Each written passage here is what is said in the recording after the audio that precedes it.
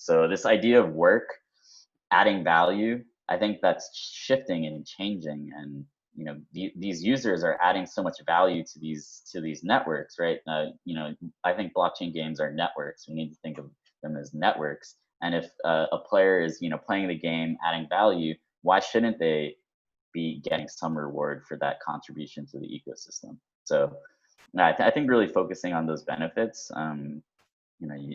will allow you to go up or go down the complexity stack in terms of the types of users that you're attracting. Layer 1 is a podcast and community dedicated to helping you master all things crypto. We'll be bringing you the best interviews with project executives, technical analysis for trading of the most popular cryptocurrencies, and insight into what's actually happening behind the scenes. As you join us each episode, you're going to hear about tokens, fundraisers, investments, and even crypto conspiracies. But please remember that nothing we say should be considered financial or legal advice. Come join us on this journey, and welcome to Layer 1. All right, good morning, good evening, good night. It is a good morning. It is 9 a.m. in the morning where I am, and it is very late where my next guest is. We are going to have an amazing conversation. Thank you for stopping by Layer 1 today. It is just me, myself, and I, and as well as my guest here that we'll get to in a second. But I want to give a big shout out to the Layer 1 community. Thank you so much for the support that you guys have been giving us up to this point.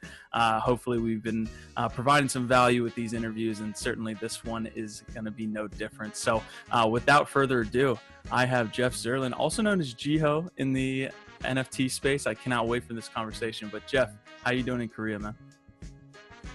Hey, how's it going, man? Yeah, thanks for getting up early. Super excited to be on. Big fan of the podcast, and yeah, man, thanks for having me. Yeah, we were talking a little bit before the episode, and I never like to talk too much pre-episode because I feel like it's like more organic if we have the conversations here. Sure. But I've been in the NFT sector, or like been in and out of the NFT sector a little bit, and I've seen your name come up so many times. So I'm glad Sid got us connected, Sid over at Roll. So in my pre-episode research that I always like to do, it's always fun when I get like one nugget of information that I know I can kind of riff on with you before we start getting into Axie. But I guess in your bio on AxieInfinity.com, it says that you're a military strategy enthusiast. You are a history enthusiast as well. So I wonder if you can kind of riff on that with me real quick before we get into your background. I want to know, favorite battles, maybe a favorite general. Yeah, sure. So yeah, I'm a big fan of Gustavus Adolphus, actually. I think pretty underrated, but recognized by some of the greats, like Napoleon, I believe, was a big fan. So Gustavus Adolphus was awesome for basically introducing the idea of combined arms. So, huge artillery attacks to break up, basically the Spanish had those big pike formations that were really popular at the time. So I was a big fan of, Gustavus Adolphus. Learned about him through some of my classes. I think Breitenfeld was a big battle for him. Otherwise, I'm half Korean, so big fan of Yi Sun-shin and his campaigns. I think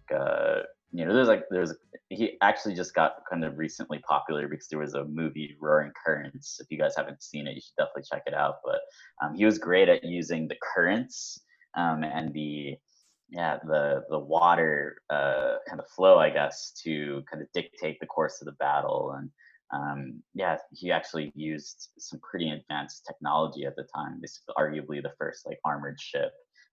These turtle ships, check them out, and they're crazy, and they would have cannons attached to them. And so the Japanese were invading, and they were using kind of light, just lightweight invasion craft. They weren't armored or heavily armed or anything.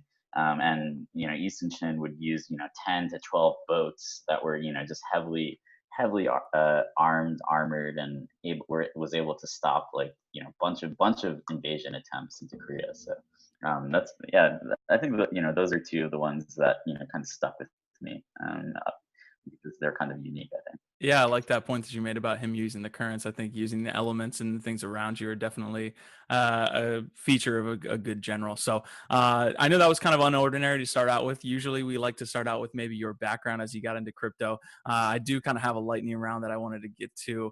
But before we get to that lightning round, to start off the episode, what is your background? Kind of give us the before crypto kind of look at who Jeff is, and then what you're doing up to this point. Sure. Yes, I think there are a couple of things that kind of influenced me and got me to this point. So in terms of like NFTs and digital collectibles, I actually grew up collecting insects and fossils. So I think I've always been a collector at heart. So the idea of truly owning digital stuff, it just really kind of resonated and made a lot of sense to me. So I think that's one thing. As you mentioned, I studied like military strategy, but that was also, I was like into military and economics and kind of the crossover of that. So I was actually, wrote my thesis on central banking, and sovereign debt restructuring, some early like bubbles, like the South Sea bubble, and how they basically, they created a company to pay off the British debt, and basically like did a debt for equity swap. It was a lot of really interesting stuff. So yeah, I've always been interested in kind of monetary policy, central banking, and the crossover. And through that, I kind of started to get really nervous about the levels of sovereign debt that have been accumulating in the West, and also in the East to some extent, especially in places like Japan. So with that, I kind of I got introduced to gold, very early on in my life, and then found out about Bitcoin through that. So I think big collector, also really into economics. Also been a lifelong gamer. Used to be in a very competitive WoW guild that actually got banned. That actually got banned for doing runs. People would pay for slots in our raids so that they could get some of the boosted items. Yeah, exactly. And we got banned. So thought that gamers lack property rights, and kind of lived that experience as well. Yeah, absolutely. I think Vitalik has a really cool WoW story of how he kind of understood the powers of centralization through getting his warlock nerfed at some point, and he like cried himself to sleep. So it's funny that a lot of people who are in crypto today kind of have that gaming background. But as far as like getting into crypto, when did you kind of find yourself like at a company, on a team, working with a product in crypto? And then how did you find yourself at Axie? Sure. Yeah, so I was super interested in Ethereum and smart contracts. A lot of my smartest friends were kind of like trying to get me into them, get me into Ethereum basically. So I wasn't really into Bitcoin at all.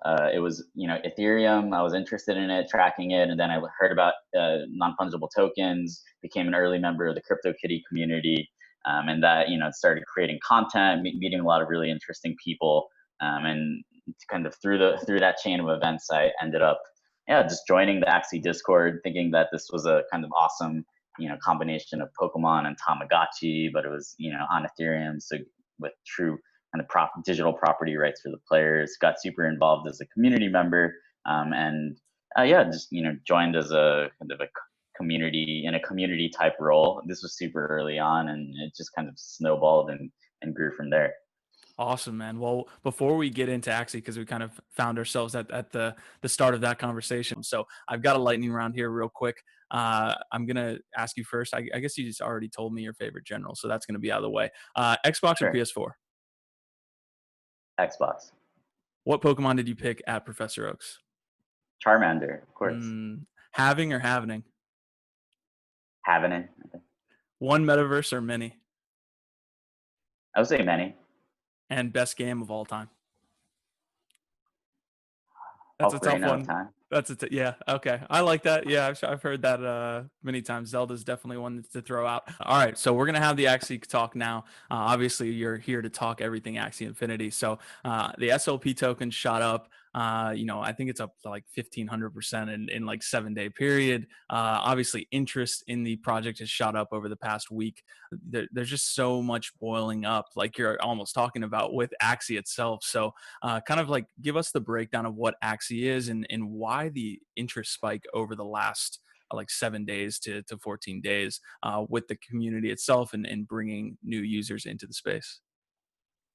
Sure, sure. So Axie is a kind of digital pet game inspired by things like Pokemon, Tamagotchi, even Farmville, Animal Crossing, and yeah, it's built on Ethereum. We've been around for been building for about a year and a half now. We have a mobile application, mobile and desktop application that's currently in alpha. There's a battle system. You're actually able to earn tokens. So we've given out DAI. You're actually able to earn DAI right now. So we're partnered with the Maker Foundation. We've allowed our players to earn things like KNC. And yeah, shout out to the Kyber team.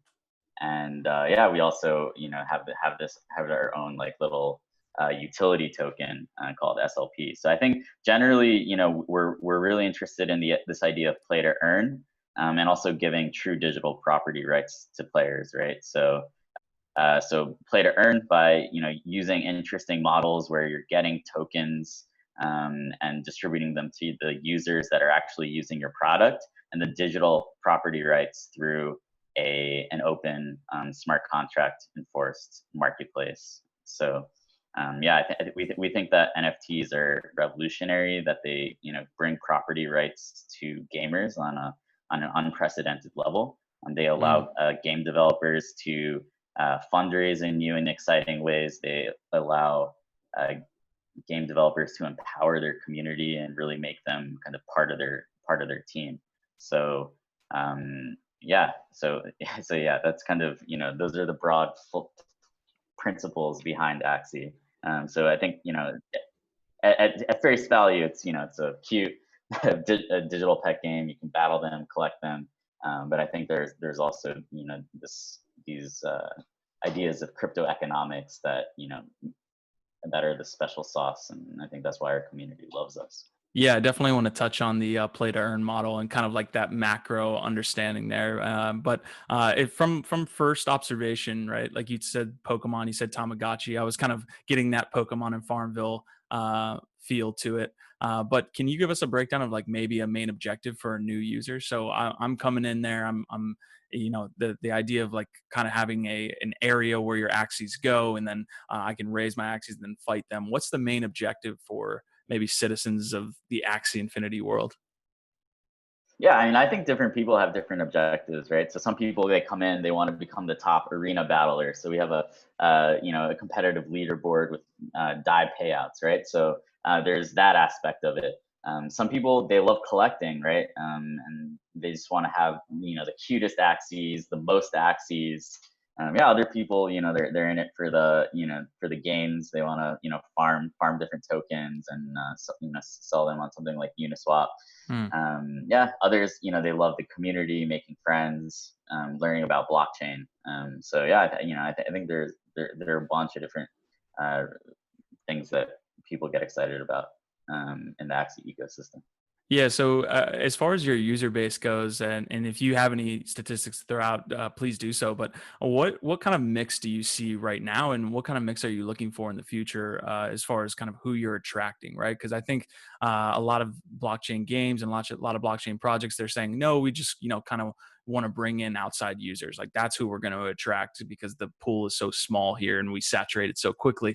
But are you guys really taking that grassroots effect of, hey, we're going to kind of saturate the crypto community first and see if we can't, grow our community here and then expand from there? So I wonder what you think about that kind of debate in general. Yeah, it's definitely an interesting debate. I think that some projects use that as an excuse when they can't get traction, right? It's like we're not looking, we're not trying to get, we're not trying to get these users that would be interested in our product. We're building for these users that might not obviously be interested in what we have to offer. So I don't think that you can skip. I don't think that you can skip to getting mainstream users just interested in a crypto product. I think that you do have to go I prefer, I think the winning route will be the grassroots route where you get crypto users who are, very interested in, Ethereum and smart contracts. That's your first wave. And then gradually, right, you attract then like gamers who are interested in cryptocurrency, traders that are interested in earning a token. And then, through those referrals, right, they'll tell their real life friends about it, right? For example, now with Axie, our players are telling their unemployed friends, like, hey, like you can play this game and make some money, right? And that's something that's understandable, and there's a clear benefit, right? So I think if you focus on the benefits, like what are the benefits that your game provides, I think the path to adoption becomes a lot more interesting when you kind of think about it through a benefits lens. So, who are you trying to help with your product? I think people in the current crypto ecosystem, they would be, more conducive to the idea that, yeah, you can make money and earn cryptocurrency by playing a game. But I think it is something that over time, it's an idea with broad appeal. So especially as more work goes online, right? We've seen that with coronavirus, where if you had a physical job, you couldn't do anything for months, right? So this idea of work adding value, I think that's shifting and changing, and these users are adding so much value to these networks, right? I think blockchain games are networks. We need to think of them as networks. And if a player is playing the game, adding value, why shouldn't they be getting some reward for that contribution to the ecosystem? So I think really focusing on those benefits, will allow you to go up or go down the complexity stack in terms of the types of users that you're attracting. But yeah, obviously the end goal is to onboard millions of users. But I don't think that you can take shortcuts. Yeah, it's definitely a walk before you can run kind of thing there. And we've had multiple NFT, people within the NFT space on the podcast, and the idea of pay to play has always come up. But, just in the past, like 48 hours, I've seen a lot of tweets about SLP and about Axie Infinity, and people earning like $7 in, 30 seconds, or just like playing the game just really quickly and being able to earn. So that's actually like one of the first times that I've seen where someone can make actually a legitimate amount of money in this play to earn model. So how does the SLP token kind of act as a utility, right? So you said it's a utility token. So is that used to breed? Is it used beyond breeding? What's the actual utility of this token? And I'm assuming people can buy it on your platform, or do they need to actually go to Uniswap to pick this SLP token up? Yeah. So SLP is a very basic utility token. We introduced it to as a way to kind of model out the Axie population growth rate, and so its only utility is as a breeding token. You can actually, there are some marketplaces that will accept it as payment and things like that. So, but yeah, its primary use is just as a breeding token, and for many months it was just that, and the community was fine with it. Recently, some anonymous analysts on 4chan /biz found it, thought that the Axie looked like a really awesome project, and wanted to kind of speculate on it, and thought that it was a funny meme coin. I think, like, we live in a world where Dogecoin is, at hundreds of millions of dollars. So why can't a tokenized potion, be worth something as well? So yeah, and that, in turn has basically subsidized the high price of SLP, is kind of subsidized the play to earn economy within Axie Infinity for the last week or for the last days. And it's people have been earning, and it's been awesome. The community is super energized, and it's drawing a lot of eyes and attention. So overall, I think it's been a really positive yet bizarre experience.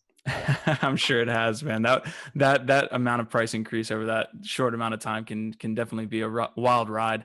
We had Yatsui on the podcast. He's from Animoca Brands, and just a real great mind in the NFT space. And we had this kind of play to earn talk, and I asked him specifically, as we move more towards play to earn and people start to earn real money, how does the kind of user experience change for people who maybe just want to play the game, right? Like, there's certainly people will say, hey, I want to play this game and use it as my career, or use it to earn a living. Certainly some other people will come into this game and say, I just want to be a part of that metaverse that you're creating, or that world that you're creating. So how does, as we move toward play to earn, does it change the user experience for maybe those that just want to play the game? And how do you deal with people coming in? And certainly, like, a lot of bot farming is an issue. If you're talking about trying to reward activity, people can maybe fake activity. So I wonder, just in general, what you make of kind of the questions that I just laid out there. Yeah, definitely. So I think a game obviously has to be really fun, and it has to have appealing artwork. So, there are people who play Axie, just because they're competitive and want to be at the top of the leaderboard and see any earnings is just kind of gravy. At least that's what I believe, and that's what they say. So yeah, the game has to be fun. It has to be competitive. If it's a like a battle type game, and yeah, I think I think that's super important.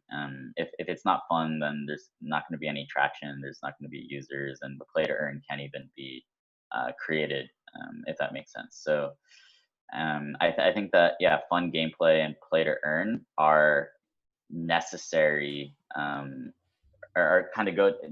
If you're gonna have play to earn, you also need to have a good core gameplay loop that's fun, that attracts people.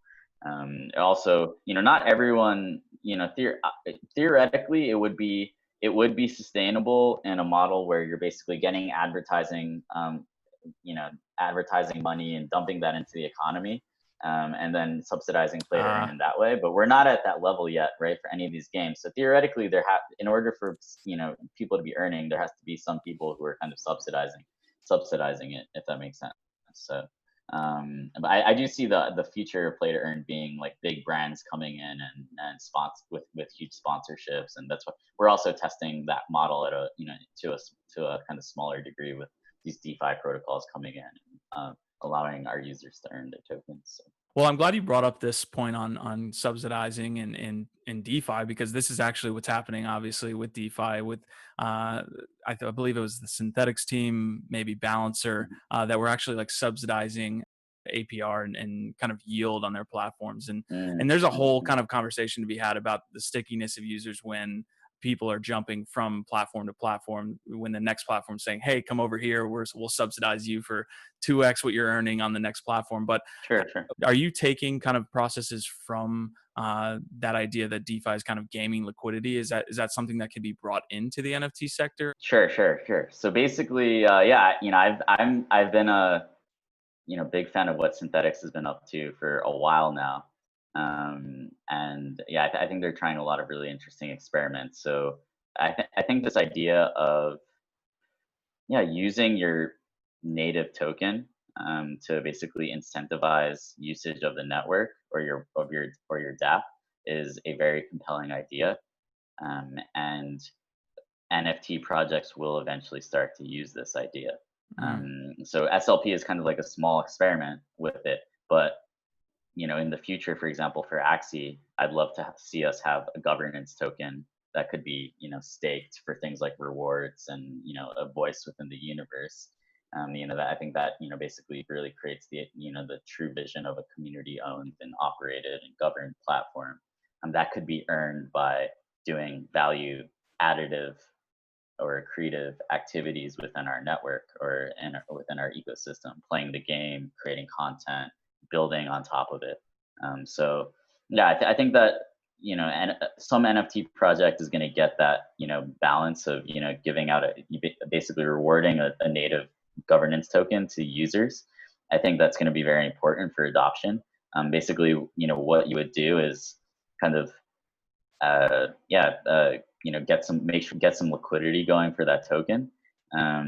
And so basically, I think you would need a community, a product with traction that has kind of a business model. You would then basically kind of use that traction and say, hey, just like Compound did, right? Hey, we have a token now. We're going to be giving it to users, right? And that should skyrocket growth. So I think it's a model that NFT projects will and should use, and I hope that Axie is the project that first uses it to much success. So yeah, I think it's I think that's really the way to blitz scale a dApp project, right? So yeah, we're, I guess, layer one, right? So I think actually it's not the duty of the base layer to incentivize and drive adoption. It's actually it's the application layers responsibility, the founders who are building these apps, to basically drive the usage of their own applications and protocols. And I think the model that users are responding to is by basically giving them a piece of the project for using it. So you said that basically yield farming money isn't very sticky theoretically, right? It could just go to where the yield is highest. So I think that's like maybe could be relatively true. We'll have to see. But I do think with a game, right, where you make friends within the community, you create a social network. So I think I think games can actually be a much stickier version where it's like you basically own kind of a slice or a segment of the game. You have your friends there, you have your guild there, you're carving out your own little niche, you're becoming a center of commerce. So I think that's that's something that I'm super excited for, and I think that's where we're going. Yeah, I think you touched on something really interesting there, because within a synthetics community, and obviously they have all the different platforms set up where you can kind of talk together in Discord or do all these things. I think they are kind of creating maybe more stickiness than I thought they would, because people interested in finance might see that as a game, right? And might connect over that. So I love that point. While we're kind of on that adoption piece, and the adoption being the responsibility of the apps. Obviously, you guys are on ETH right now, and you can't have kind of an adoption question or topic on ETH without talking about scalability. So you guys obviously kind of announced Ronin, your ETH side chain, but I wonder, as we continue down the adoption kind of path, are most dApps going to be creating their side chains? Are they going to be moving to other platforms? How does ETH 2.0 play into all of this? Let's just have the kind of scalability convo that every ETH project has to go through on an interview.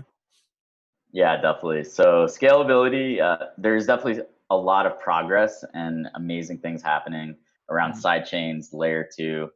And yeah, I think that the recent gas price congestion has priced out a lot of dApps. So a lot of games are looking at scalability solutions. And yeah, it's a little bit complex, right? It's, I think, for example, DeFi projects are kind of, they need the, super crystal clear security. So they're, we're looking at layer twos. So your ZK rollups, ZK syncs, optimistic rollups. Whereas games, I think should theoretically be okay with a side chain, and then maybe grow their security into a true layer two over time. So and then obviously these things bring up issues of composability, right? If everything is on its own roll up, or it's on sidechain, how do they speak to each other? And do we basically lose the Lego building blocks and through that process? So yeah, those are definitely questions that that come up. I do think that for at least for Axie, we understand what the benefits are that we're trying to give to our users, and we think that right now a sidechain basically allows us to have smart contract based marketplace, earning tokens. Obviously, the fun gameplay is not really affected by that, because all our gameplay is off chain. So so it's very exciting times for Ethereum scalability, and there's actually still a lot more questions than answers. But I think the questions are important too, and eventually lead us down the right path. So yeah, I'm super excited to see what happens. And yeah, you mentioned ETH too. Like theoretically, right, with sharding, we're gonna run into these issues of composability anyway, because what happens if things aren't? What happens if dApps aren't different shards? So Yeah, I wonder as you guys grew, because I believe Axie was founded in 2018, or at least most of the content that I saw, it began in 2018. Have you been kind of having suitors from other chains saying, hey, why don't you come over here and build Axie? Oh yeah, Uh, yeah. have you been getting that? Yeah. You know, throughout, yeah, especially whenever there's a cycle of adoption or hyper So growth, now. you'll have chains coming in and offering you money and things like that, to build or even just make an announcement that you're building on them. So yeah, we've never been too like receptive of of those kinds of conversations. We think that Ethereum is, yeah, or at least I think where Ethereum is where the most interesting development is happening. That's where the community is, and the users and adoption is right now. So um, yeah, I'm a big fan of ETH, and basically, this Ronin is a side chain, so it's not at the beginning. It's basically going to be secured by a validator set, Mm. when we'll be releasing the names of some of those validators later. But theoretically, over time, we want to make it a true layer two, where basically you would have aggregators posting, I guess, Merkle proofs to mainnet, and so basically having the mainnet security actually, basically backing, the side chain, and then it would become a true layer two. But that stuff is actually still not ready. So basically, in terms of layer two, my understanding is that ERC20s and ETH transfers are much further along than things like NFTs. So, and that could be hopefully something that the Axie team also contributes to.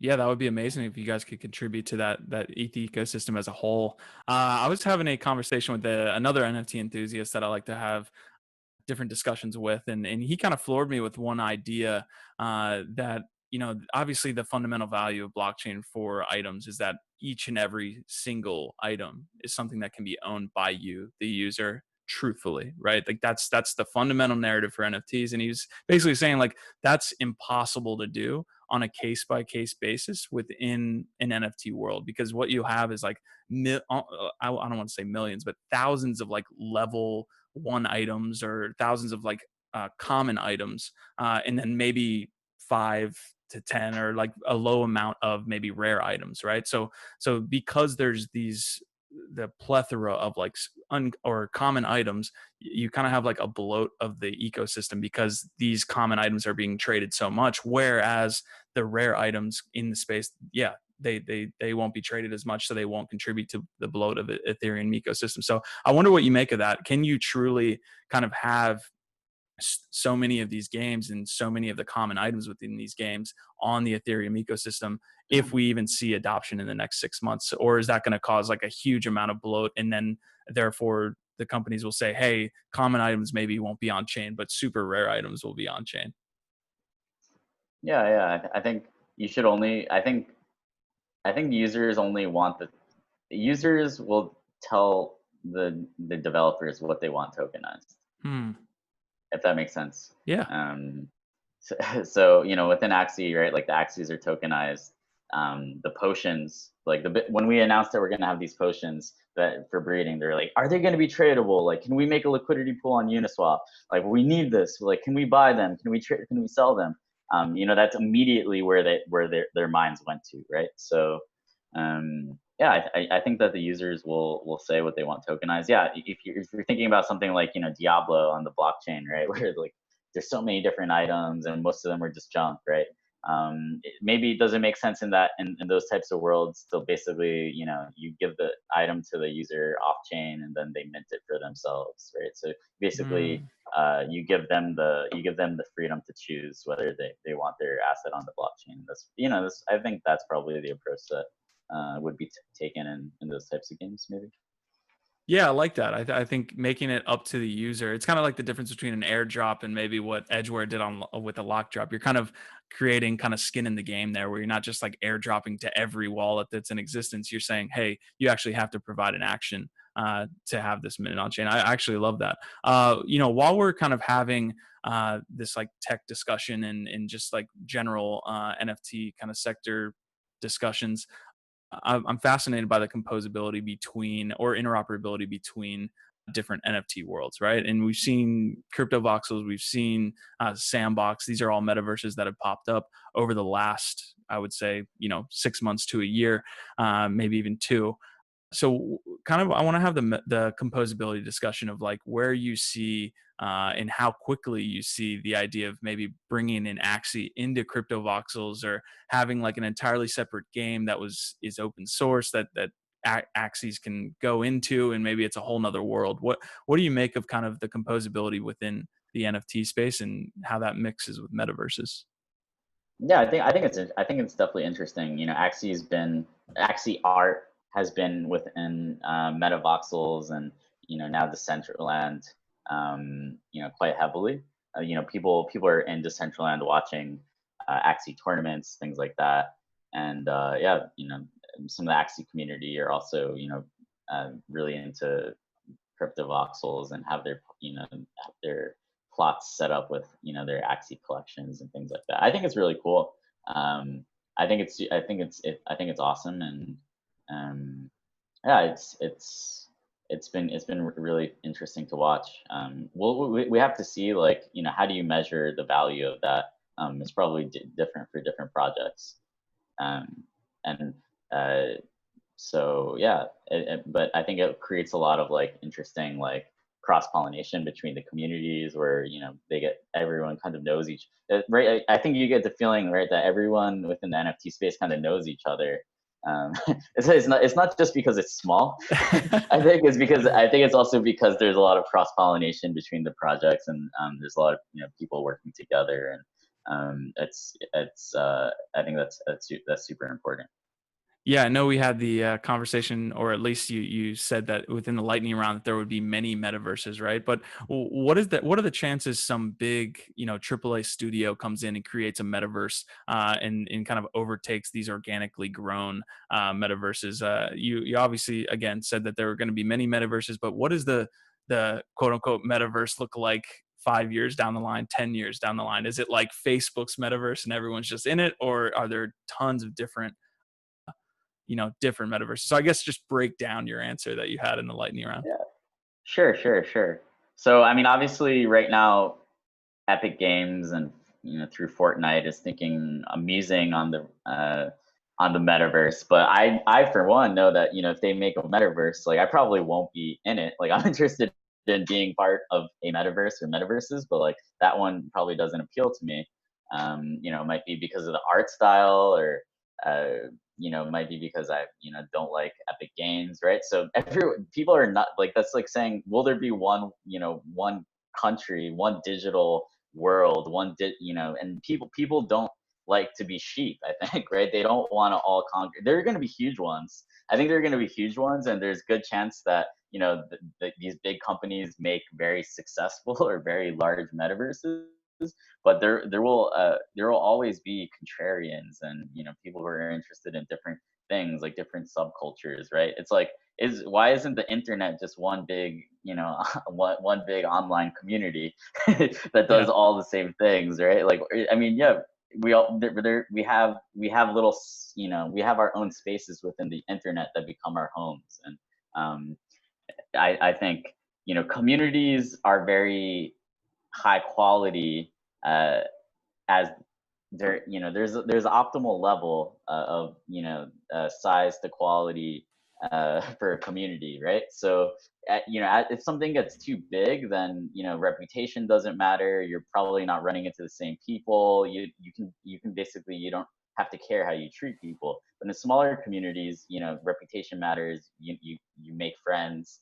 So I think that that will always mean something, and I think that'll apply to metaverses, and mean that there will always be room for new ones to pop up.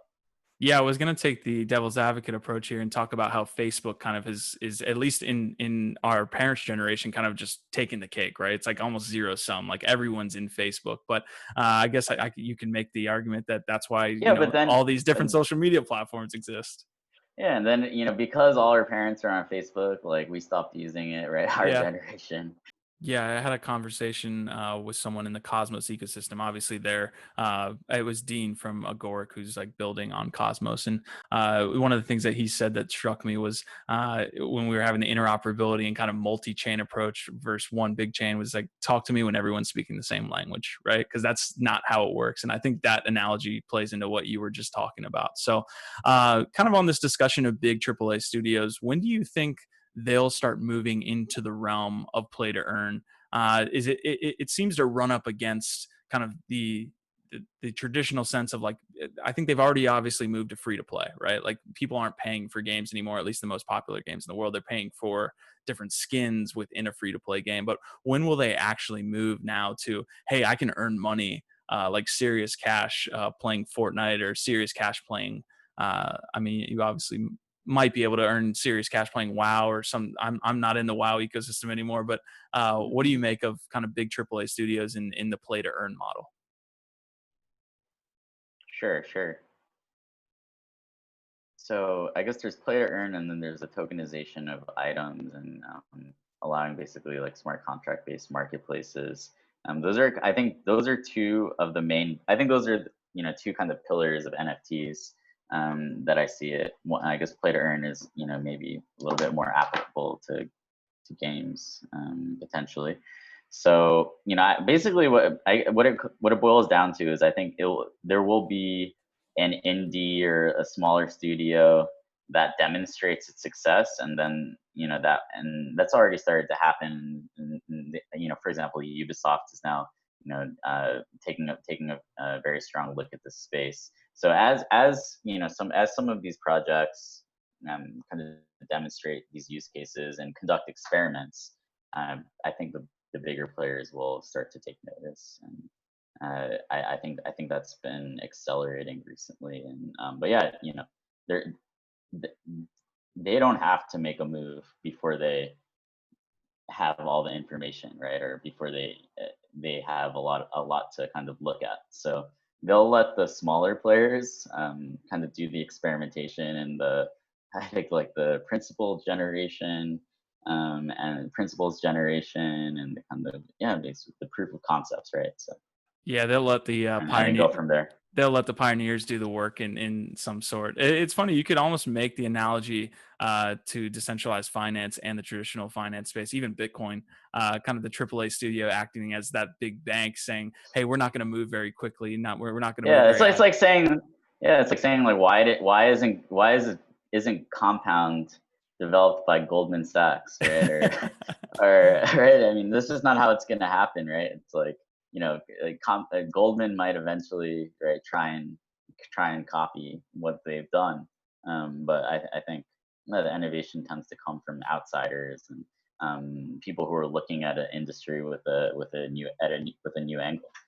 Yeah, that's a great point. Really great points. Well, I like that discussion there. That was actually a good rabbit hole that we went down. So I did want to maybe hop back into Axie for a second. Obviously, I keep touching on this military strategy, but that 3v3 battle that happens within Axie, give me some tips. I'm gonna hop into the game here within the next couple of days. What's the actual strategy of P2P PvP play within Axie? Yeah, so it's very similar. It's similar to a card game. So basically, each Axie has different body parts.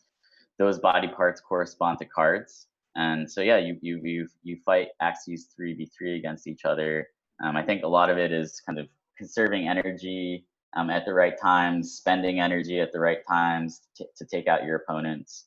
Kind of being able to forecast or kind of guess what they're going to do based on what their Axies kind of dominant strategies are. So if you see, for example, that they have a very tanky Axie up front, and they haven't played any cards on it yet, you might suspect that they're about to play some cards, and then you can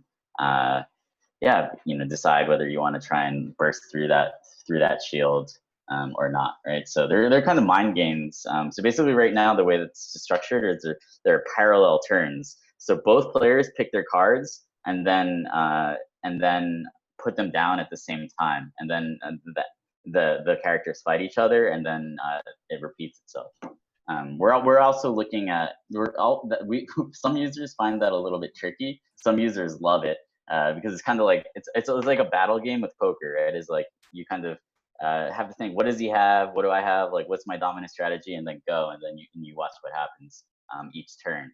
Whereas, yeah, what most mainstream gamers are used to, or card game players are used to, is like more sequential, right? It's like one player goes and then they respond, so, and back and forth. So we're looking at seeing whether that battle system that's more sequential or basically back and forth, or I guess turn based, would make sense.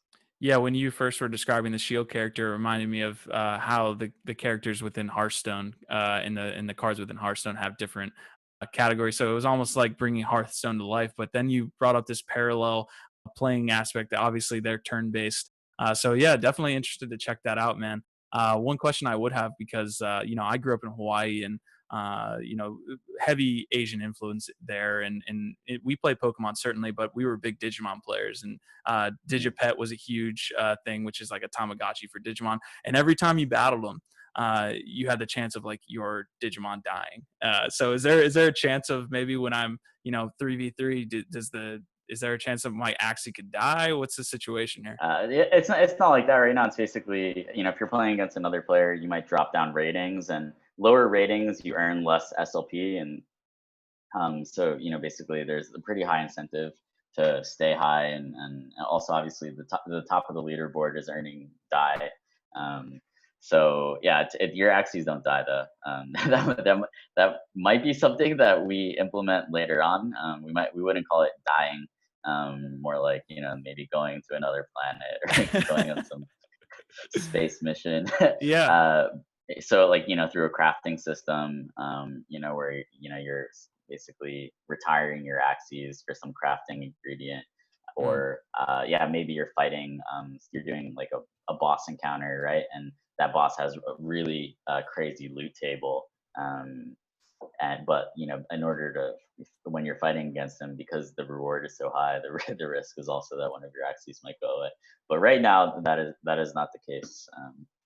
Yeah, now we're kind of discussing ideas for Axie on layer one. So if any of these ideas come to pass, I got to get some of this credit. So one of the things I was thinking about when you were mentioning kind of the added risk, and then therefore the reward, is that how RuneScape uses the wilderness, right? Where you kind of can go PvP, but it's an option, right? So you can actually, pass a certain point, and now everyone has the chance to, kind of essentially kill the other person and steal all their loot, but that's an option that you can do. So I would love to see, just from a user perspective, if you could opt into maybe having a battle for more reward, and it's like a true kind of passing away to another zone area. So yeah, definitely an interesting conversation.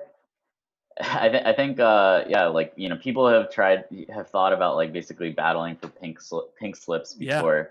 In the future, yeah, we could maybe do it trustlessly.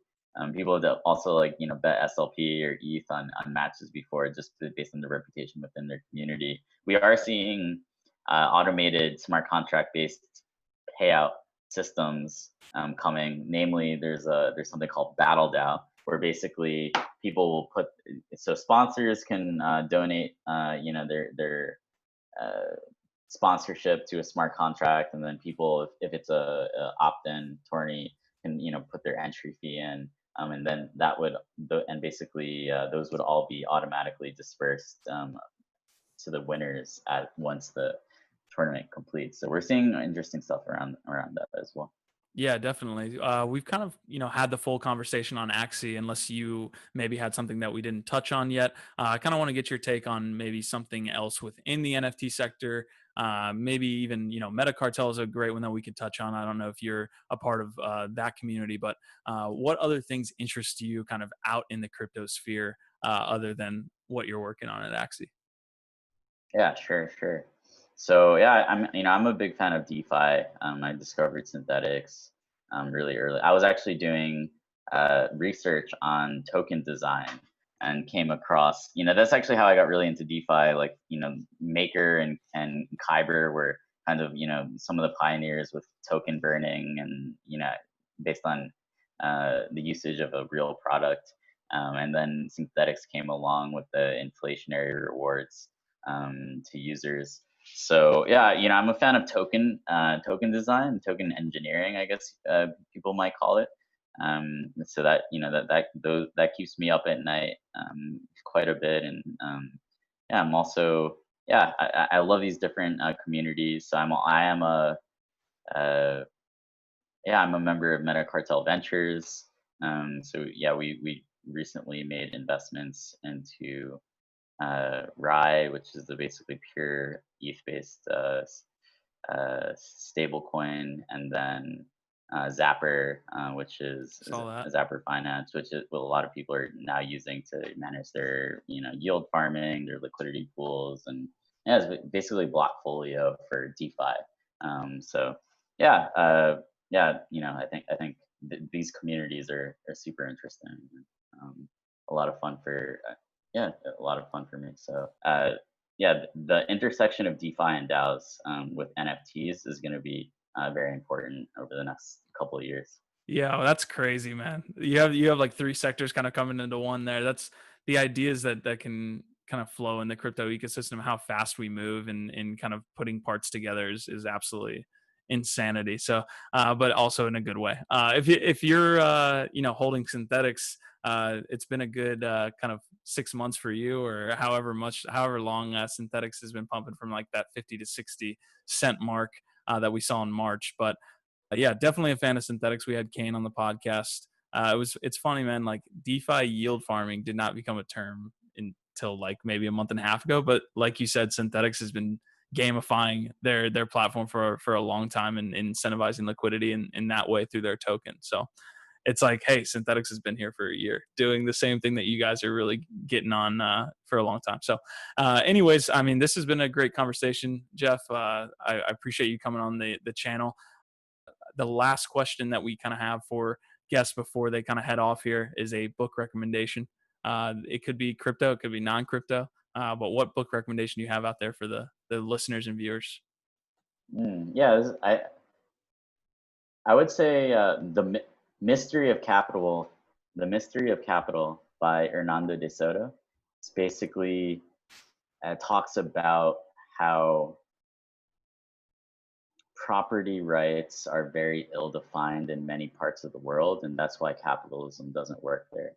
And I think that a big part of Ethereum's promise is the ability to bring true property rights to people who have never experienced them, and actually therefore creating like a true kind of functioning capitalist system for everyone, if that makes sense, for everyone to tap into.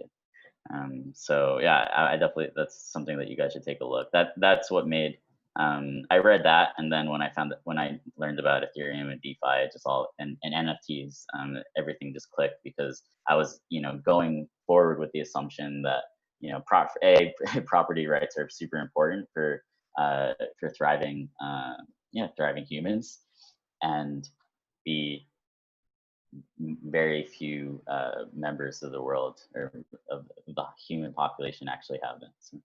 Yeah, we've had a ton of the kind of third world country debates with adoption, and stable coins always come up, but that's definitely a point that's not often mentioned, which is property rights in those countries. So I appreciate that recommendation. The last thing that you can do before you hop off, actually no, before you leave, the crypto community in Korea. We've heard Hong Kong, we've heard Australia, we've had many people on from that part of the world, but what is the crypto community like in Korea? I'm interested. Yeah, so I'm usually actually based in Vietnam and Ho Chi Minh. Oh wow. But yeah, crypto community here in Korea is awesome. There's Hash, which is a fund, and they have kind of like a hub of activity around there. Synthetics, I believe, is moving into their office. They have MakerDAO moving in. So I think DeFi is catching on in Seoul. There's also there's like I don't know if you ever heard of this place called Nonce. It's like where a lot of the people who work in blockchain like basically live in a couple of houses that are like right next to each other, and it's up in the hills above Gangnam. So yeah, the scene I think is very interesting. There are people building some awesome stuff, and yeah, you know, crypto kind of gripped the entire nation in 2017, right, in Korea. So it's obviously died down a fair amount, but I think like, you know, if it gets hot again, or as it continues to get hotter, right? Everyone already knows what it is. Like they have like wallets and accounts set up. So I think like, yeah, Korea is like kind of a sleeping dragon potentially. Amazing. All right. Yeah, that's good insight there, and I appreciate you sharing everything that you had to share today about Axie, about the wider NFT space. Go ahead and drop links of like personal links, as well as where people can go to kind of get involved with Axie. Yeah, definitely. So I think, you know, the first thing I'd do is join Axie Discord. And yeah, just, you know, introduce yourself, talk to the community, see what they're all about, and yeah, you know, they'd be happy to help you get started. And yeah, if anyone watches this or listens to this or watches this and reaches out to me on Twitter at Jiho's Axie, you know, definitely hook you up with some Axies. So yeah, I think those are some solid steps to take. Awesome. Well, I feel like we could have this conversation for another hour, but I do want to kind of cut it off here, and we had a great conversation. So I appreciate you coming on the channel, Jeff, and definitely want to have you back on here in like 6 months to talk about the growth in Axie, the growth in NFTs. Hopefully we can stay in touch over that time. Awesome, man. Yeah, it's been super fun. Thanks for having me.